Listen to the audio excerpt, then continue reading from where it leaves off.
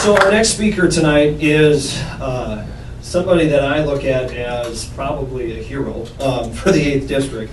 I'm going to try not to show my bias, but he is a man I think that is going to get the job done, who is going to take the 8th District and lead us and defeat, what's his name again? I forgot. Oh, okay. Without further ado, please welcome Stuart Mills.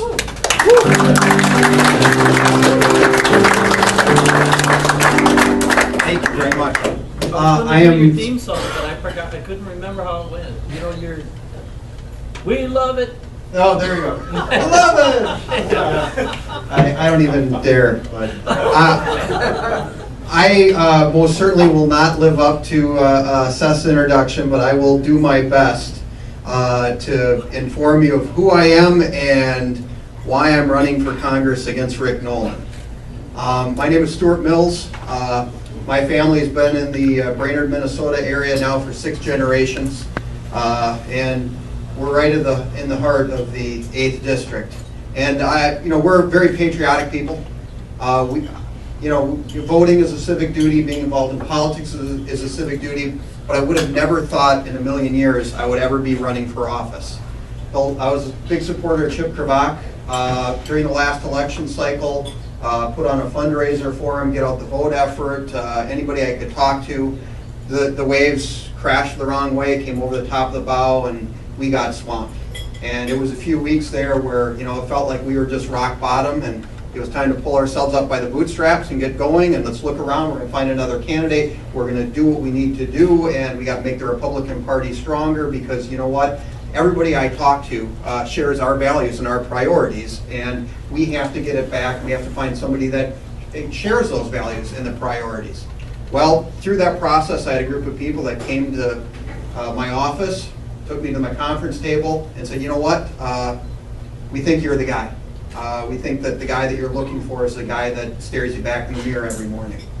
And, oh, no, I can't do that. But I got thinking about it, and our family has a doctrine at hunting camp that if you complain about it, you get the job to fix it. And I was falling short of the hunting camp doctrine.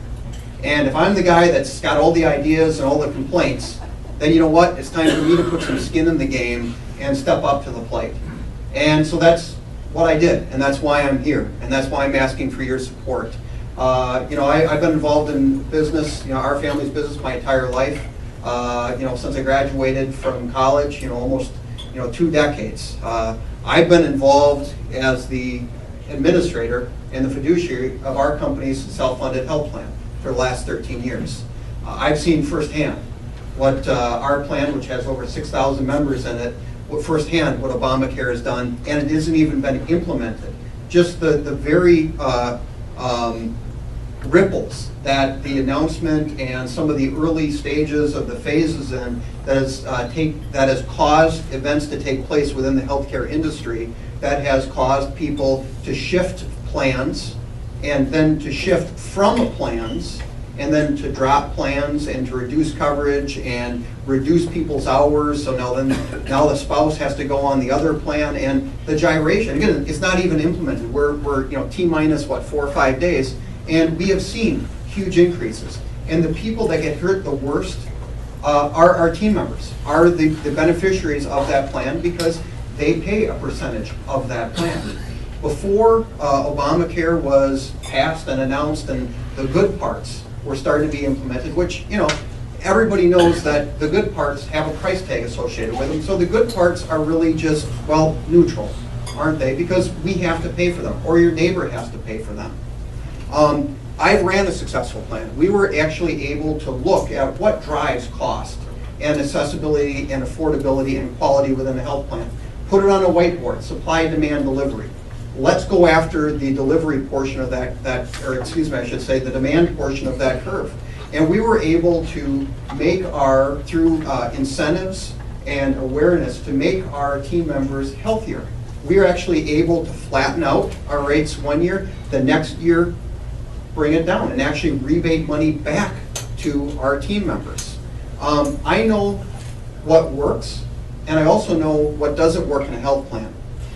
Anytime you have government take over an industry or the delivery of a service, every time, without fail, since the beginning of when humans got together and formed a government, every time costs have gone up, quality has gone down.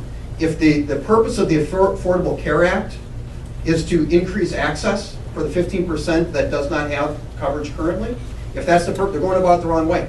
Because it did not work for the Soviet Union, and it will not work for the Democrats. I know what works in running a health plan, and I also know what doesn't work, because quite frankly, I feel the Affordable Care Act, Obamacare, has sabotaged our plan and has caused injury to our team members. Also, I understand the economy of the 8th District. We don't have big Wall Street corporations. Stimulus packages and stimulus runaway spending doesn't benefit us. We don't get to feed at the trough of stimulus. But guess what? We're the ones that have to pay for it. Jobless recoveries are not recoveries at all. It may be good for Wall Street, but we are a Main Street economy. Our businesses that have the ability to create jobs are taxed at the personal level. When Obama increases the taxes of small and medium-sized businesses and then wants to raise them again, what that is doing is exporting our ability to reinvest into a Main Street economy to sustain the jobs we already have and to create new ones. We're exporting that to Washington, D.C. to be largely wasted. And that is why our unemployment, one of the reasons why our unemployment is well over 9%. Because, you know, when Joe Biden says we got to spend more to keep from going broke, well, we got to laugh, but then we got to cry, because it is just that sad. Because we have $17 trillion worth of debt right now. And it's a number. But the reality is we have to service that debt. The debt service right now is $250 billion.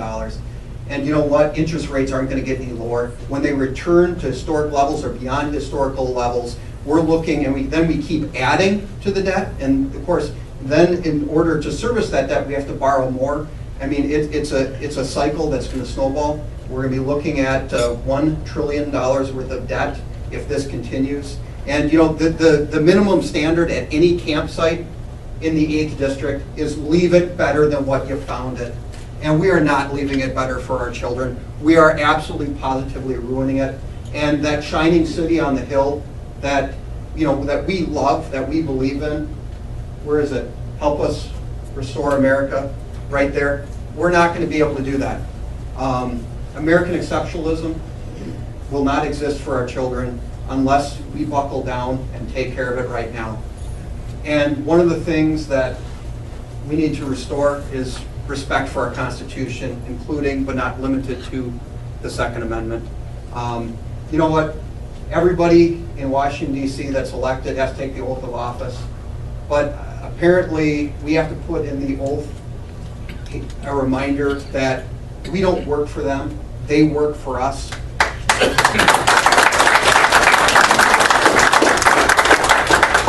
They don't get to grant us privileges. It is their job to protect our rights and liberties given to us by God and enshrined in the Constitution. And it's